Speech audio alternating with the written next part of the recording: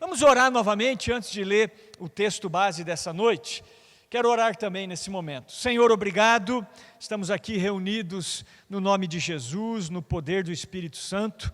E eu quero nessa hora me humilhar na Tua presença, pedindo que o Senhor venha me revestir, a Deus, com a Tua graça, com o Teu amor, e que a Tua palavra nessa noite, ela seja poderosa, ela seja transformadora, Senhor. Nós dependemos da iluminação do Teu Santo Espírito, para que nós possamos recebê-la e sermos transformados por ela, Senhor. Por isso abençoa cada vida que está aqui, cada pessoa que dispôs do seu tempo para vir nesta casa Te adorar nessa noite. Que cada um saia daqui renovado, renovada, com o sentimento de que realmente valeu a pena estar aqui e que os nossos corações, as nossas mentes sejam transformadas pela verdade da Tua palavra, em nome de Jesus. Amém e amém. Glória a Deus. Queridos, eu convido vocês a acompanharem comigo, ou na sua Bíblia, ou aqui no telão,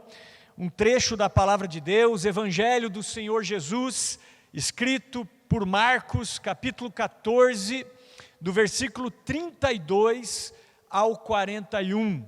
Então, Marcos, capítulo 14, a partir do versículo 32, vamos ler até o versículo 31.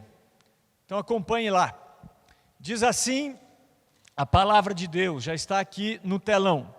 E foram a um lugar chamado Getsêmani, e disse aos seus discípulos: assentai-vos aqui enquanto eu oro.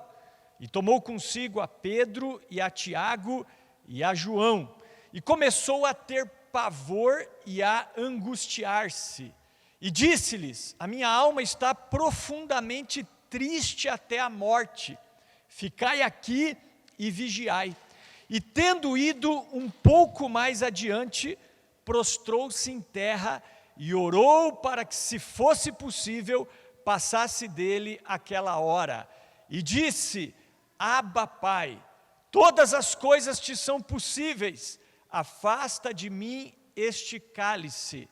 Não seja, porém, o que eu quero, mas o que tu queres. E chegando, achou-os dormindo, e disse a Pedro: Simão, dormes? Não podes vigiar uma hora? Vigiai e orai para que não entreis em tentação.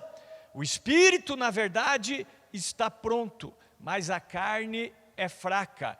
E foi outra vez e orou, dizendo as mesmas palavras.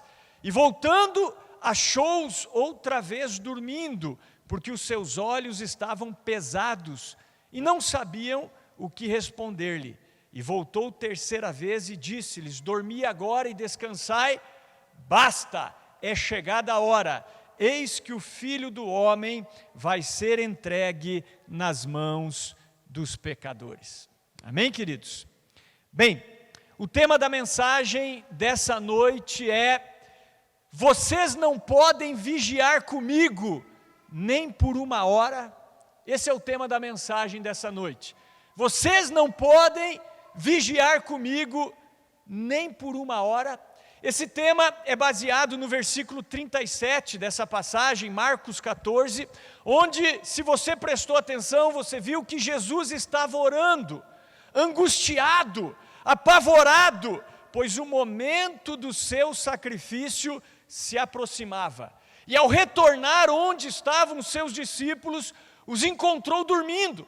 Então o Senhor chama a atenção deles, especialmente de Pedro, dizendo: Simão, Simão Pedro, você está dormindo, você não pode vigiar comigo, nem por uma hora. Então é baseado nessa palavra de Jesus que eu quero falar sobre isso. Vocês não podem vigiar comigo, nem por uma hora. Esse é o tema da mensagem de hoje. Mas antes de expor essa passagem para vocês, eu quero dizer que começamos ontem, no nosso jejum, uma nova série de mensagens sobre casa de oração. Então, nesse mês de março, nós estaremos falando sobre casa de oração. Como, quando, onde e por quem nós devemos orar. Então, nessa noite, nós veremos um pouco sobre como orar. E quando nós falamos de oração, o nosso maior modelo é Jesus. Jesus, ele falou muito sobre o assunto e também foi um modelo, ele foi um exemplo nesse quesito. Inclusive, um dos momentos onde Jesus foi mais agressivo no seu ministério foi quando ele estava em Jerusalém e entrou no templo de Deus.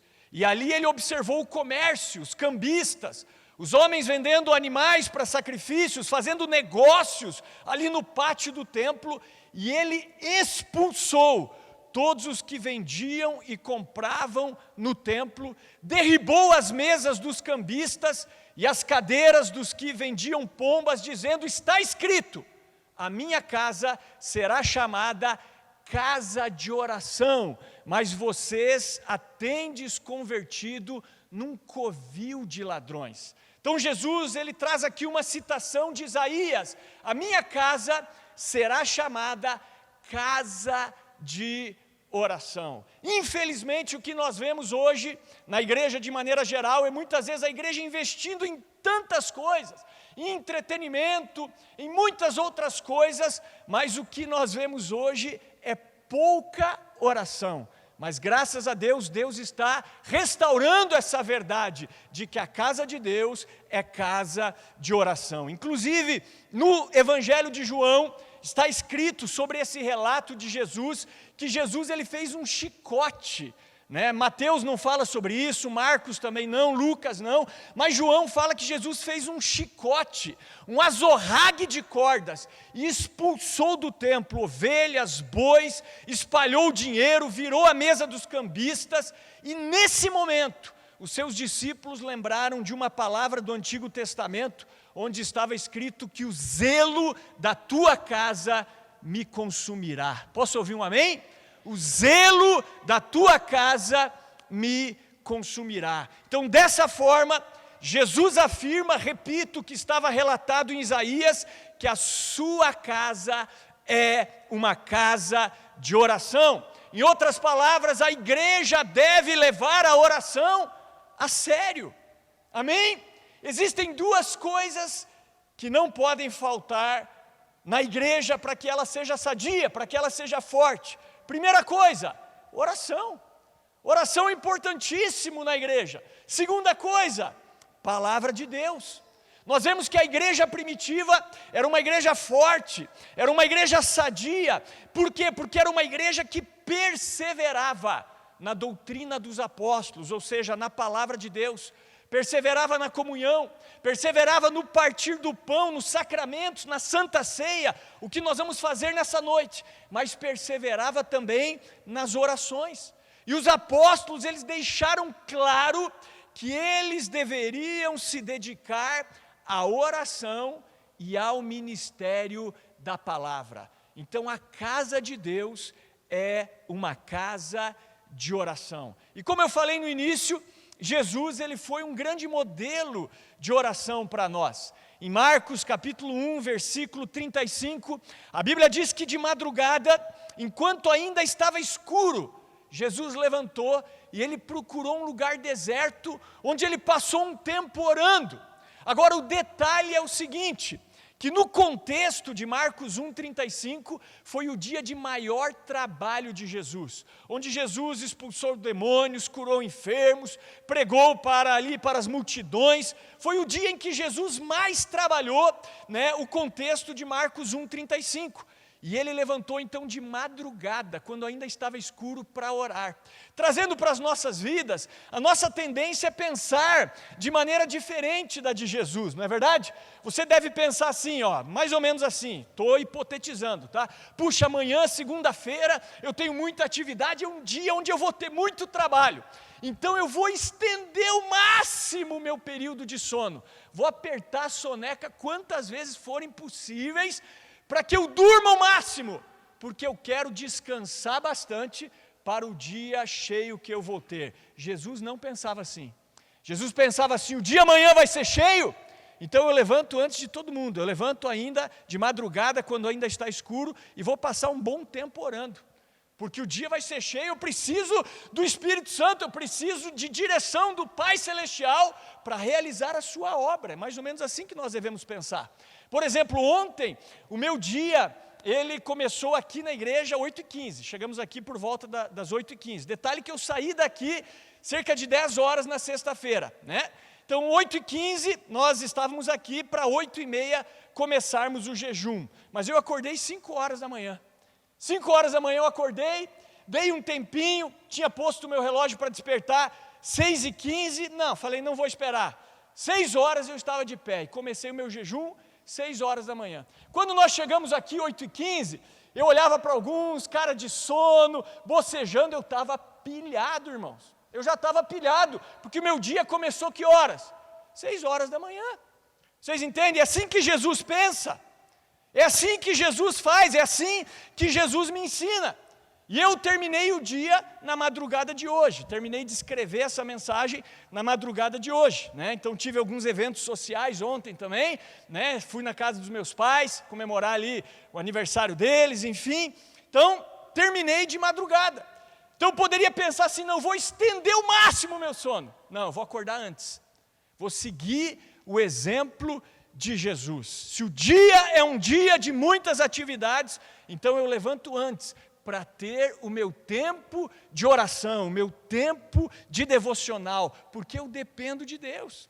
Agora pense, se Jesus sendo Deus, orava constantemente, suplicando ao Pai por direção, quanto mais nós precisamos nos conectar com Deus para que Ele nos guie em toda a sua vontade. Você entende por que Jesus teve resultados extraordinários e muitas vezes os nossos resultados são medíocres? Porque nós passamos pouco tempo em conexão com Deus. Então, dessa forma, nós estamos suplicando a Deus para que essa casa seja uma casa de oração, para que mais e mais pessoas se comprometam nesse sentido de orar. E se existe algo que nós temos confiança, é que se nós pedirmos algo de acordo com a vontade de Deus, Ele vai nos responder sim. É isso que o apóstolo João diz na sua carta, ele diz assim, esta é a confiança que temos nele, que se pedirmos algo de acordo com a sua vontade, Ele nos ouve, Ele nos responde, Ele nos diz sim. Então eu tenho certeza que Deus está nos ouvindo, e Ele está fazendo dessa casa uma casa de oração. Posso ouvir um amém? Glória a Deus por isso. Agora, como orar, pastor Petro? O que importa na oração? O que importa na oração é nós nos achegarmos a Deus com um coração quebrantado, com um coração humilde. A Bíblia fala que um coração quebrantado e contrito, Ele não despreza. Salmo 51, versículo 17, um coração quebrantado e contrito, não desprezarás, ó Deus. Inclusive, numa frase do John Knox, que foi um pregador do passado, um puritano, ele dizia que nenhum homem se considere indigno de clamar e orar a Deus, apenas traga a Deus um coração contrito e arrependido. Então, se você quiser ser aceito por Deus em oração, o segredo é você ir a Deus com um coração quebrantado e contrito, não com orgulho, com arrogância. Como aquela parábola, né, do fariseu e do publicano, nós já temos citado essa parábola aqui algumas vezes, onde Jesus contou que um fariseu, ele foi ao templo e ele orava de pé dizendo, Senhor, graças te dou porque eu não sou como os demais homens, adúlteros, roubadores, né, cobiçosos, mentirosos, eu dou o dízimo de tudo quanto possuo, oro 3 vezes por dia, jejuo toda semana. O cara se colocou na presença de Deus se vangloriando. E naquele mesmo lugar existia um publicano. E o publicano nem ousava olhar para o céu, ele batia no peito dizendo, Senhor, tem misericórdia de mim, porque eu sou um pecador. O que Jesus falou? Que o publicano voltou para casa justificado, e não o fariseu, porque todo aquele que se exaltar será humilhado, e todo aquele que se humilhar será exaltado. Então, quando nós nos achegamos a Deus, nós devemos nos chegar a Ele com um coração quebrantado, contrito, um coração humilde, porque essa é a base para o avivamento. Segundo Crônicas 7,14, que é um texto assim, base, né, quando se fala de avivamento, ali Deus diz assim: se o meu povo, que se chama pelo meu nome, em primeiro lugar se humilhar, em segundo lugar orar, em terceiro lugar buscar a minha face e se converter dos seus maus caminhos, então eu ouvirei dos céus e perdoarei os seus pecados e sararei a sua terra. Então veja, em primeiro lugar orar, ou melhor, se humilhar. Em segundo lugar, orar. Em terceiro lugar, buscar a face de Deus. E em quarto lugar, se converter dos seus maus caminhos. Então, queridos, a oração, ela muda as coisas. A oração, ela move a mão de Deus. A oração atrai a presença de Deus, não é verdade? O que Tiago, o irmão do Senhor, ele diz? Ele diz assim: chegai-vos a Deus, e Ele se chegará a vós outros. Então veja, a partir do momento que eu me achego a Deus, Deus ele se achega a mim, é uma lei, é a lei da reciprocidade. Tem pessoas que dizem: Deus não fala comigo, Deus não se achega a mim, né, eu não consigo sentir Deus na minha vida. Se achegue a Ele, chegue até Deus com o coração quebrantado, contrito, humilde, ore ao Senhor, e Ele vai se achegar a você. Quando você dá um passo na direção de Deus, Deus ele dá muitos passos na sua direção. E como nós nos achegamos a Deus? Através da oração.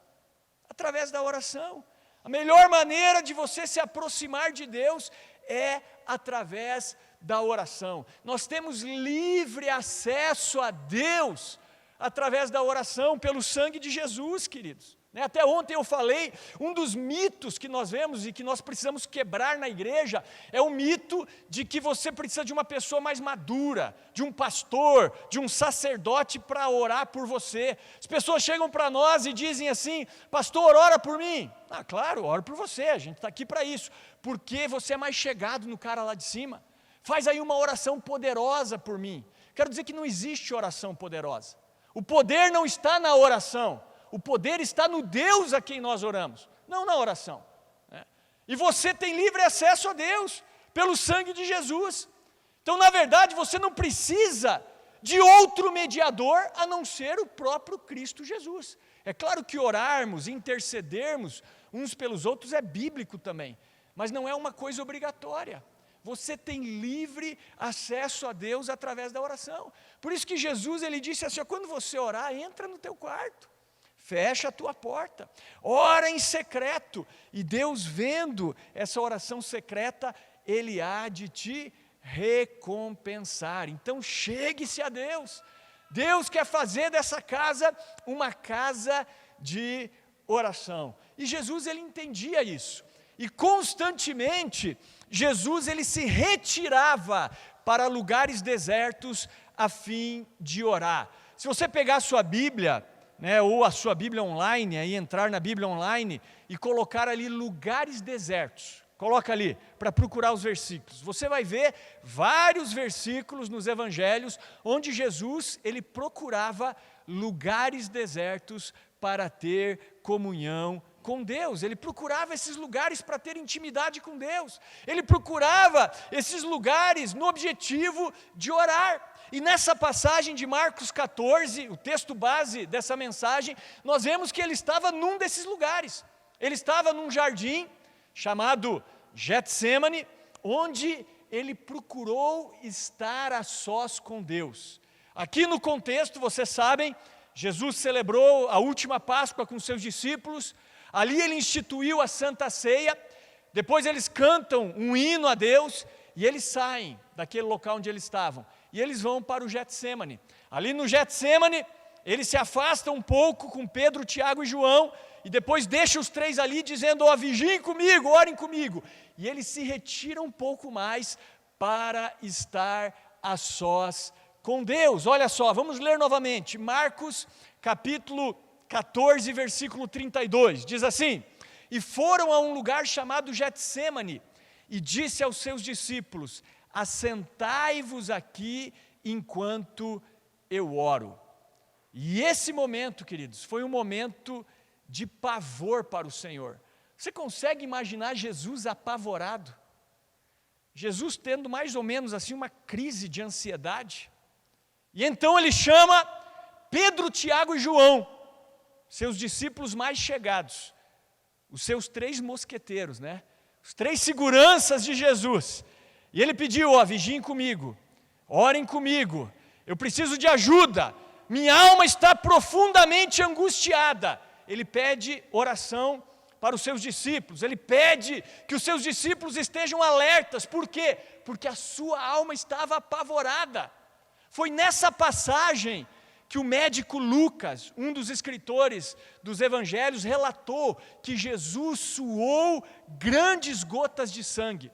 Aquilo que a medicina chama de hematidrose. O que é hematidrose? É quando você está num estado tão profundo de angústia e de ansiedade, que os seus poros se abrem, você começa a suar, e juntamente com o suor escorrem gotas de sangue. Uma pessoa, para chegar nesse nível, ela precisa estar muito mal, muito ansiosa, muito apavorada. Então você que tem às vezes problema de ansiedade, que tem crises nessa área, saiba, Jesus entende você. Jesus sentiu ansiedade, pavor, angústia no nível máximo, a ponto de suar grandes gotas de sangue. E aí continua, versículos 33 e 34. E tomou consigo a Pedro e Tiago e a João, e começou a ter pavor, e a angustiar-se, e disse-lhes: a minha alma está profundamente triste até a morte, ficai aqui e vigiai. Agora a pergunta que eu faço é a seguinte: por que Jesus estava tão angustiado? Sabe por quê? Porque havia chegado o momento em que ele receberia o meu pecado. Havia chegado o momento em que ele receberia o seu pecado. Havia chegado o momento em que ele receberia a ira de Deus. A ira de Deus que estava destinada a nós, agora estava sendo derramada sobre Jesus. E isso angustiava.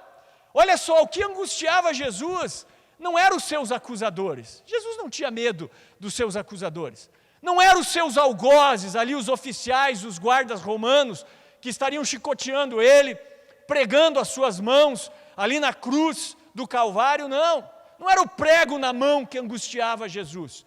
O que angustiava Jesus era saber que ao receber o pecado da humanidade, ele seria feito uma maldição, porque maldito é todo aquele que for pendurado no madeiro. O que angustiava Jesus era saber que ele receberia toda a maldição que estava sobre nós. E por isso, Deus viraria as costas para ele, porque Deus não pode contemplar o mal. Por isso ele estava angustiado. E por isso, no momento que ele estava na cruz, chega um momento que ele dá um brado, um pouco antes de morrer, e ele diz: Eloi, Eloi, lema sabachthani. Meu Deus, por que me desamparaste? E a Bíblia diz que não só Deus o desamparou, Deus teve prazer em moê-lo, em fazer do seu filho maldição. Sabe por quê? Para que você estivesse aqui, irmão. Para que eu estivesse aqui. Você sabe, você entende como nós desvalorizamos a cruz de Cristo? O sofrimento não foi prego, não foi chicotada.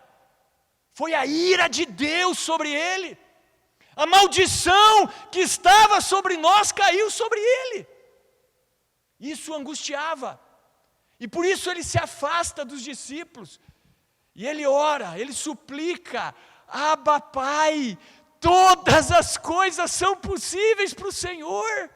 Tudo, se possível, afasta de mim esse cálice. Jesus chega ao ponto de cogitar um outro plano. Jesus, ele diz assim: Deus, não tem um plano B. Eu não quero passar por isso. Mas não seja feita a minha vontade, e sim a tua. Então aqui nós temos um grande exemplo de oração, sobre como nós devemos orar, como Jesus.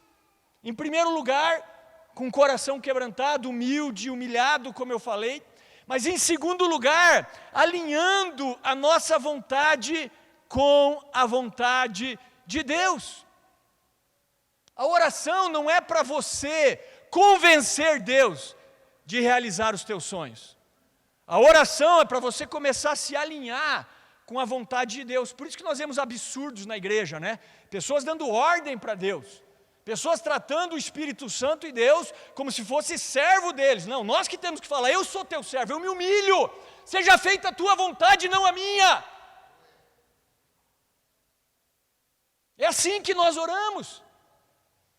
Realiza o teu querer. Então, por pior que fosse esse momento fazia parte da vontade de Deus. Já estava decretado, antes da fundação do mundo, que Jesus seria sacrificado e derramaria o seu sangue para nos redimir. Apocalipse fala isso, fala sobre o livro da vida do Cordeiro, que foi morto desde a fundação do mundo. Então o plano, o decreto de Jesus morrer na cruz não foi uma ideia de Deus assim de última hora. Já havia sido decretado antes da humanidade ser criada. Eu sei que é difícil compreender isso, mas Deus criou a humanidade já sabendo que Adão cairia, que a maldição viria, que Satanás se rebelaria. Esse é assunto para esbinge, tá? Tem gente que questiona, Deus criou o diabo sabendo que ele ia cair, né? Então por que Deus criou o diabo? Por que Deus criou o homem se sabia que ele não só sabia, como ele decretou essas coisas, né? E antes mesmo da fundação do mundo, já estava decretado que o Cordeiro morreria para redimir os nossos pecados. Então não tinha como mudar isso. Não tinha, mas Jesus estava tão angustiado que ele diz, Pai, se tiver um plano B, eu sei que tudo é possível para ti, por favor, passa de mim esse cálice. Mas quando ele vê, não existe possibilidade, ele diz, mas que não seja feita a minha vontade, e sim a tua. Então, historicamente, Jesus morreu cerca de 2000 anos atrás, mas no projeto de Deus isso ocorreu antes da fundação do mundo. Assim também é na nossa vida, queridos. Deus nos criou com propósitos, e nós precisamos orar para que não a nossa vontade se realize, mas para que Deus realize a sua vontade em nós e através de nós. Você está entendendo? Você foi criado para quê? Você foi criado para cumprir um propósito, não é verdade? E se você quer saber qual é esse propósito, você tem que começar com Deus. Não é olhando para você, aí que está o erro de alguns pregadores do Evangelho. Eles dizem, você quer descobrir o propósito pelo qual você foi criado, olhe para dentro de você. Olhe para dentro de você. Não é para dentro de mim que eu tenho que olhar, eu tenho que me voltar para Deus. E a partir do momento que eu me volto para Deus, Deus começa a revelar o seu plano para mim. A sua vontade, que é boa, que é perfeita e que é agradável. Eu acredito que uma das piores coisas que pode acontecer com uma pessoa é lá no último dia ela ouvir, você foi um mau servo, você não fez a minha vontade, né? Agora a melhor coisa é, muito bom, servo bom e fiel, foste fiel no pouco, sobre o muito te colocarei, entra no gozo do teu Senhor. Por pior que tenha sido esse momento para Jesus, foi esse momento que fez dele Rei dos Reis, Senhor dos Senhores, apesar que ele já era, né? Mas confirmou essa autoridade de Jesus, porque Deus deixou a sua glória, se fez homem, como homem humilhou-se até a morte, morte de cruz, e então Deus o exaltou soberanamente, e lhe deu um nome que é sobre todo nome, para que ao nome de Jesus se dobre todo o joelho nos céus, na terra e debaixo da terra, e toda língua confesse que Jesus Cristo é o Senhor, para a glória de Deus Pai. Posso ouvir um amém? Então, quando nós oramos soberbamente, ou tentando manipular Deus, para que Ele realize os nossos desejos, nós não oramos bem. Nós não agradamos a Deus. Deus não ouve, não responde esse tipo de oração. Então nós devemos orar no sentido de alinhar a nossa vontade à vontade de Deus e pedir para que a sua vontade se cumpra em nossas vidas. E conhecer a palavra vai ajudar muito também, né? Porque conhecendo a palavra, você vai conhecer também a vontade de Deus para você. Então, em outras palavras, queridos, o que eu estou querendo dizer para você aqui é que nós precisamos morrer. Posso ouvir um amém? Então diga comigo, nós precisamos morrer. Morrer para quê? Morrer para a nossa vontade, morrer para nós mesmos, morrer para a carne, a fim de vivermos para o Senhor. Então, se você quer orar como Jesus orou, morra, morra, morra. Nesse momento, Jesus estava abrindo mão da sua vontade. É como o apóstolo Paulo disse: já estou crucificado com Cristo, e vivo não mais eu, mas Cristo vive em mim. A vida que agora vivo na carne, vivo na fé do Filho de Deus, o qual me amou e se entregou a si mesmo por mim. Quando você está morto, querido, você já não se importa mais com as críticas. Quando você está morto, você já não inveja mais. Uma pessoa madura é uma pessoa morta, é uma pessoa que morreu para si mesmo, morreu para esse mundo, morreu para o pecado. Gálatas 5:24, e os que são de Cristo Jesus crucificaram a carne com as suas paixões e concupiscências. Então Jesus, ele nos dá um grande exemplo de orar. Como orar, pastor Peter? Em primeiro lugar, com humildade, com quebrantamento. Em segundo lugar, com rendição, com total submissão, renunciando à nossa vontade e buscando a vontade do Pai. O próprio Jesus certa vez disse: se alguém quer vir após mim, negue-se a si mesmo e tome a cada dia a sua cruz e siga-me. Então hoje, tome a sua cruz. Nesse culto, você vai ter a oportunidade de fazer isso. Amanhã ao acordar, tome a sua cruz. Negue-se a si mesmo. Negue a sua vontade. Negue os seus sonhos. E se submeta à vontade de Deus. Então Jesus nos dá um exemplo aqui de oração e de submissão ao Pai. Mas ao terminar esse tempo de oração, o que acontece? Jesus ora e ele então retorna para onde os discípulos estavam e encontra os discípulos fazendo o quê? Dormindo. E aí ele chama a atenção, né, especialmente de Pedro, né? Simão, Pedro, por que dormes? Será que você não pode vigiar comigo nem por uma hora? E ele conclui: vigiai e orai para que não entreis em tentação. O espírito, na verdade, está pronto, mas a carne é fraca. Ou seja, pastor Peter, eu não estou com vontade de orar. Ore. Não é para ter vontade, irmão. Se você for esperar ter vontade de orar, a tua carne não quer orar. A tua carne não quer estar aqui. A tua carne não quer ler a palavra. A carne é fraca. Nós precisamos fazer sem ter vontade.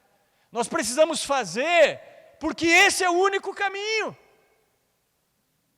Trazendo isso para as nossas vidas, como é difícil as pessoas vigiarem em oração nos nossos dias. Sabe por quê? Porque a carne da igreja ainda não foi crucificada. A carne ainda prevalece muitas vezes nas nossas vidas. Nós buscamos o conforto, o prazer, o que agrada a nossa alma. Olha lá, vamos ser bem práticos, né? Convida a galera para a oração, para orar, para o jejum tipo ontem. Veja quantas pessoas vêm. Agora convida para um churrasco, irmão. Vem e o dia inteiro, piquenique é lotado, né? Vai mesmo, a galera vai mesmo, entendeu? Porque a carne é fraca, a carne quer picanha, a carne quer alcatra, a carne quer maminha, não quer oração. Até nesse sentido, eu quero abrir um parênteses aqui e quero contar um testemunho pessoal. Até falei ele brevemente na nossa oração da manhã, online, aí na terça-feira passada, né? Então eu muitas vezes pedi para ser semelhante ao Senhor, né? Senhor, eu quero ser como Tu, transforma a minha vida, eu quero ser parecido com Jesus. Já fez essa oração ou não? Faça, irmãos, essa é a vontade de Deus para você, tenho certeza, Ele vai responder. Só que a partir do momento que nós oramos, que queremos ser parecidos com o Senhor, Deus nos dá oportunidades de ter experiências, talvez não no mesmo nível, mas experiências semelhantes àquelas que Jesus teve, né? E eu tenho certeza que essa é a vontade de Deus. E eu me lembro que no momento de angústia da minha vida, os irmãos sabem que o momento que nós assumimos aqui o ministério foi um momento muito crítico mesmo, né? E no momento de muita angústia, que eu achei assim, eu preciso de pessoas do meu lado, enfim, eu me senti completamente sozinho. Eu me lembro que eu estava num tempo de oração, antes do culto ali no mezanino, sozinho, irmãos, totalmente sozinho. Aquilo me bateu um desânimo. Minha vontade era de falar, sabe o quê? Esquece isso.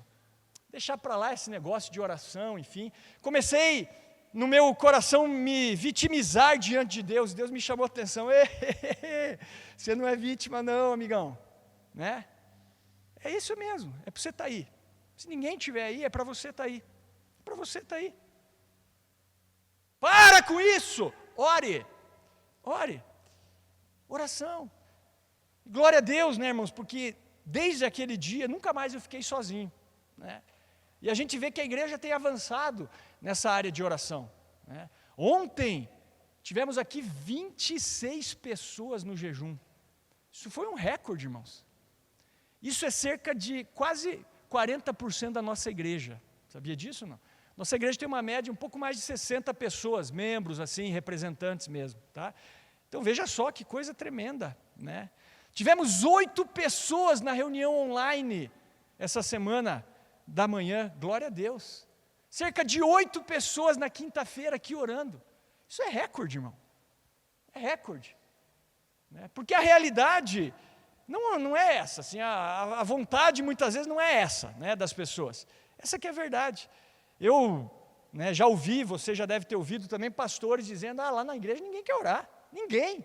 Então não tem reunião de oração, ninguém vai.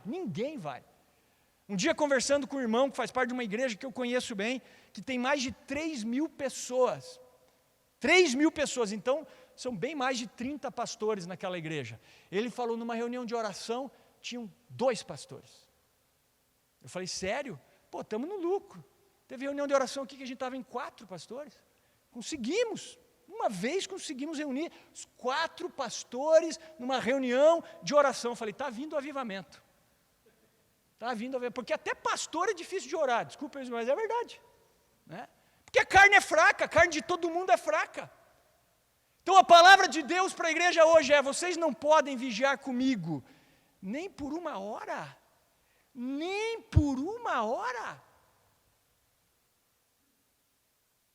Quando nós oramos, as coisas mudam. Nós somos santificados, nós somos renovados pelo Senhor. Quando nós oramos, nós somos libertos. Quem se entrega ao pecado deixa de orar, dizia Agostinho, mas quem ora deixa de pecar. E é verdade. Quando nós oramos, a nossa ansiedade baixa. Você, meu irmão, minha irmã, ansiosos aí, né, que tem problemas aí na área emocional, está faltando oração. Não estou dizendo para você deixar o seu tratamento psiquiátrico e psicológico de lado. Nunca falei isso para vocês. Mas está faltando oração. Porque é bíblico, não andeis ansiosos por coisa alguma. Antes, as vossas petições sejam em tudo conhecidas diante de Deus, pela oração e súplica com ações de graças. E a paz de Deus, que excede todo entendimento, guardará os vossos corações e os vossos pensamentos em Cristo. Quando eu estou ansioso, eu vou orar, e a minha ansiedade baixa. Porque Deus vem, me conforta, traz aquela paz que excede todo entendimento. E essa paz guarda o nosso coração e a nossa mente. Então você que tem ansiedade, problemas aí psicológicos e psiquiátricos, faça teu tratamento, irmão, não deixe, tá? Mas ore mais, se renda mais. Vejam que no momento de angústia e ansiedade, Jesus ele foi orar. Ele se colocou a sós na presença de Deus. Assim também nós devemos seguir o mesmo exemplo. E Deus o fortaleceu para que ele cumprisse o propósito de morrer por nós e de nos redimir. Então vigiai e orai, para que não entreis em tentação. O espírito, na verdade, está pronto, mas a carne é fraca. Amém, queridos? Então eu finalizo com a pergunta que eu fiz nessa noite: como orar? Então a resposta é: com o coração humilde, quebrantado, contrito, humilhado e submisso diante do Senhor, renunciando à nossa vontade e buscando a vontade de Deus em nossas vidas, com uma rendição total ao Senhor. E é isso que nós vamos fazer nessa noite, né? Nós vamos ter aí um tempo, antes de celebrar a ceia, onde nós vamos orar por isso, nos render a Deus. Existe muito ainda para falar sobre esse assunto, casa de oração, mas o restante nós vamos falar nas demais mensagens aqui que teremos nesse mês. Amém? E nós queremos hoje então nos render a Deus. Queremos pedir perdão a Deus também pela nossa igreja. Muitas vezes valorizamos tantas coisas na igreja, né? Tantas coisas que não agradam a Deus, né? Tantas coisas que não fazem nenhum sentido biblicamente falando, né? E não dedicamos tempo para a oração. Então fica esse desafio para a igreja. Estamos orando para que essa casa seja uma casa de oração. Amém? Quero convidar você a ficar de pé.